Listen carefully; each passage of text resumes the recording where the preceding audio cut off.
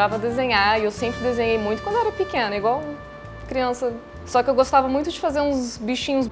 Eu lembro de uma vez que teve alguma série que entrou um menino e ele era muito bom, assim. Ele era uma criança, mas ele tinha várias técnicas realistas para fazer retrato, para fazer paisagem. E essa professora da escola um dia falou que ele era tipo um menino que tinha nascido com um dom, e ele realmente era muito bom, que ele tinha nascido com um talento para ser artista plástico. E aí eu fiquei, então tá bom, então é isso, porque eu fazia umas coisas meio boba, sabe? Então eu fiquei, tá tudo certo, vamos seguir minha vida. E aí quando eu fiz uns 20 anos por aí, eu estava trabalhando como diretora de arte e eu precisava fazer ilustração para um projeto. E aí eu comecei a estudar anatomia humana, comecei a trabalhar com guache, comecei a trabalhar com acrílica também, depois eu passei para tinta a óleo, aí passei para escultura, fiquei fazendo muita escultura de mão com argila, fiz escultura de rosto também, aí passei para porcelana. E aí eu entendi o óbvio, que era que você não nasce sabendo, né? Que você vai estudando, e tem gente que tem um pouco mais de facilidade, mas que você também pode colocar um esforço nisso e ter um resultado. E aí eu comecei a ficar muito interessada e eu comecei a fazer as minhas artes individuais também, além do meu trabalho como designer. E isso acabou conversando com um estilo que vem um pouco da minha infância, que era dessa fase que eu gostava de fazer essas criaturas mais bobas, com esse meu lado que depois eu tive que aprender as técnicas realistas com esses objetos figurativos, né? E foi meio assim, eu acho que desde sempre eu tive muito interesse em artes plásticas, mas ele morreu durante um tempo e aí renasceu. Eu comecei a minha produção artística desenhando. Desde a faculdade e, enfim, ensino médio eu já gostava muito de desenhar, mas era mais de uma maneira bem casual e bem despretensiosa. Quando eu já estava trabalhando em algumas marcas de moda, eu comecei a perceber que o meu interesse era muito na superfície da roupa, no que ia em cima, bordado, as estampas. E aí eu comecei a desenhar mais e criar zines com esses desenhos e participar de feira de zine, que foi super legal, porque eu conheci muita gente que até hoje é próxima de mim. E depois de um tempo, assim, trabalhando mais com zine, eu comecei a ter o interesse de expandir esses desenhos. Então eu comecei a pintar, e no início eu nunca tinha estudado pintura, foi meio que de uma maneira mais intuitiva. E um pouco depois eu comecei a ter interesse de criar esses seres que eu estava desenhando em 3D, então eu comecei a trabalhar com argila, mas eu sempre tenho esse propósito de tentar criar instalações, no sentido que uma obra não está isolada da outra obra.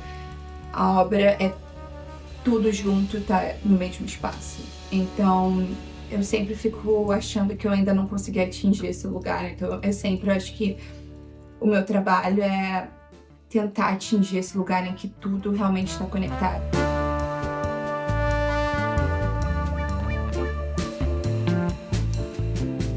Eu acho que a grande mudança que eu tive dos últimos meses para cá foi que eu comecei a produzir mais cerâmica, produzir mais porcelana e poder pintar as peças que eu estava produzindo, ou quando eu pintava um quadro, eu podia produzir uma peça com base naquela criatura que eu tinha criado em aerógrafo. Acho que isso foi uma grande mudança nesses últimos meses, assim, para mim, que eu gostaria que essa mudança fosse até mais forte, mas é um processo lento, porque a cerâmica ela é muito orgânica, assim. Acho que na parte que eu faço aerógrafo é totalmente interno, vem de um local da minha infância, e a parte dos objetos figurativos é totalmente externa, assim, que é algo que eu estou sempre buscando, e eu estou sempre tentando encontrar referências que eu possa juntar elas ou que eu possa pintar elas, enfim.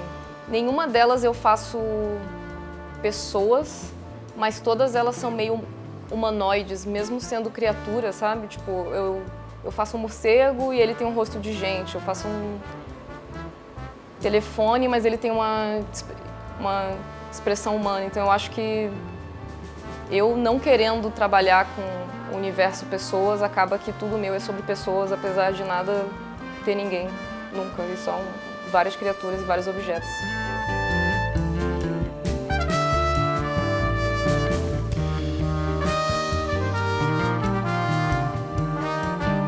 Eu não boto muito uma divisão entre as coisas que eu gosto ou que estão na minha casa ou até no meu corpo, assim, vestindo e tal.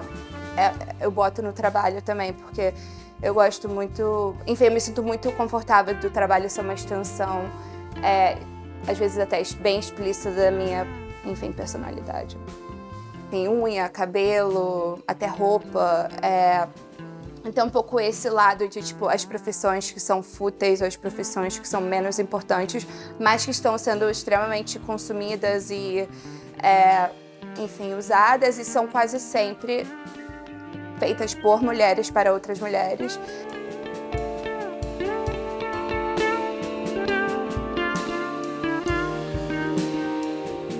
A minha ideia era colocar telefone e relógio em todas as telas, mas acabou que algumas delas eu não senti muita necessidade, mas eles são objetos que me lembram muito o anseio de fazer uma coisa logo, ou de esperar alguém falar alguma coisa, como se fosse uma caixa de e-mail, assim, ou como se fosse um WhatsApp hoje em dia, só que de uma forma mais objetificada, né? É o objeto telefone.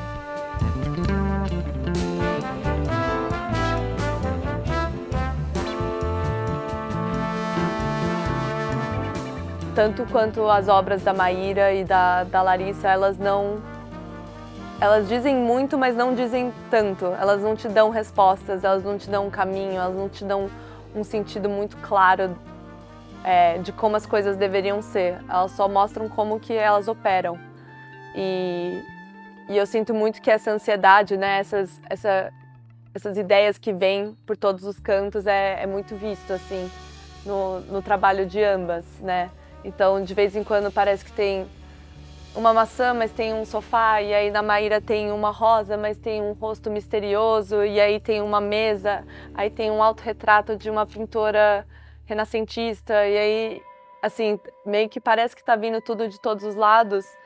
E eu acho que talvez é meio como a mente ansiosa funciona mesmo, né? Não necessariamente tem uma narrativa super linear e super bem feita e super fácil de digerir.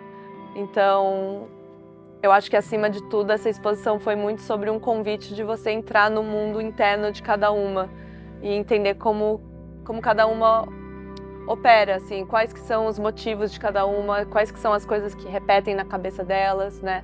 Então, eu acho que isso ficou bem claro, assim, de quais são os objetos de conforto que elas gostam de repetir em cada quadro.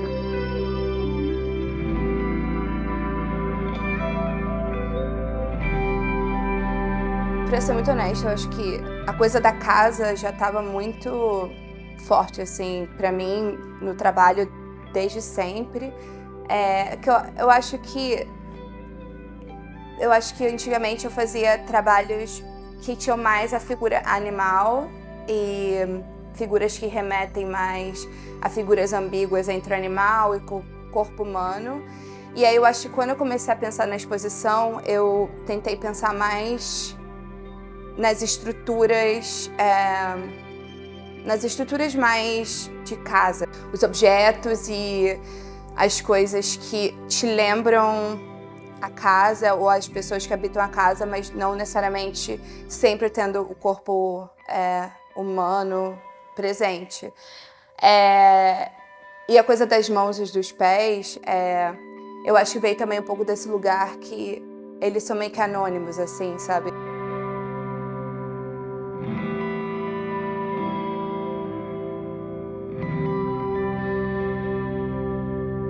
Eu, nos últimos meses, tenho visitado muito antiquário aqui.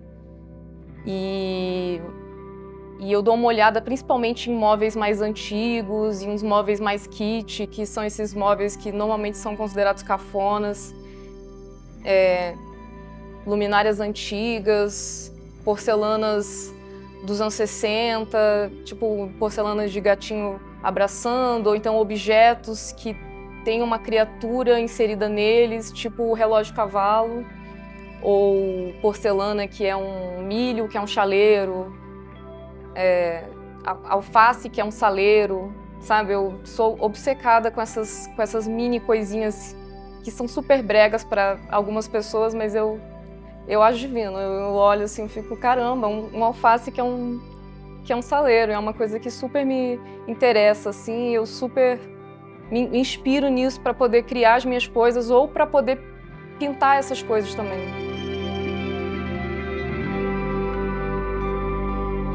Trabalho de arte de crianças, eu acho que, para mim, pessoalmente, é muito inspirador, porque ver a descoberta do material de arte sem um tipo de técnica, usando pincéis ou outros materiais, lápis e tal, do mesmo jeito que elas estão aprendendo a usar o banheiro sozinhas ou botar sapato, quando o material vira apenas uma forma de criar marcas no mundo e não uma maneira de criar obras de arte.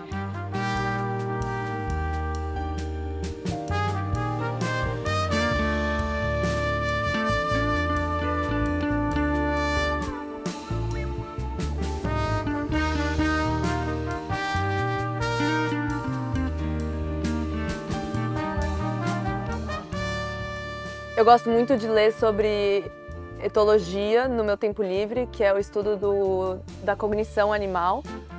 E durante esse processo eu cheguei numa palavra chamada Umwelt, que foi um termo cunhado por um biólogo alemão, que fala sobre como cada animal ele nasce com todas as coisas necessárias, seja cognitiva, seja estrutura corporal. Ele nasce com tudo que ele precisa para ele viver bem no seu próprio ambiente. Então, cada animal tem seu Umwelt próprio. E quando eu estava lendo o livro, essa palavra pulou muito assim da página para mim e eu fiquei pensando muito como as obras tanto da Larissa Laban quanto da Maíra Senise, elas também tocam muito nessa questão do animal, né? Tem muito, não só animais, mas também outros personagens que elas criaram, são organismos vivos que aparecem em vários quadros. E eu fiquei muito pensando como dentro desses quadros e dentro dessa exposição, eles criaram o seu próprio ambiente para eles também conseguirem viver e terem todas as ferramentas que eles precisam para viver bem e para suceder, assim. Por exemplo, no da Laban talvez é um pouco mais óbvio, porque a Laban usa animais que são um pouco mais reconhecíveis, como o morcego, que aparece muito, ou o gato, que também aparece, um cachorro. E na Maíra aparece de uma forma diferente, né? Aparece mais como aranhas, ou também muitas frutas e outros tipos de organismos, assim, que também são vivos e também têm o seu próprio jeito.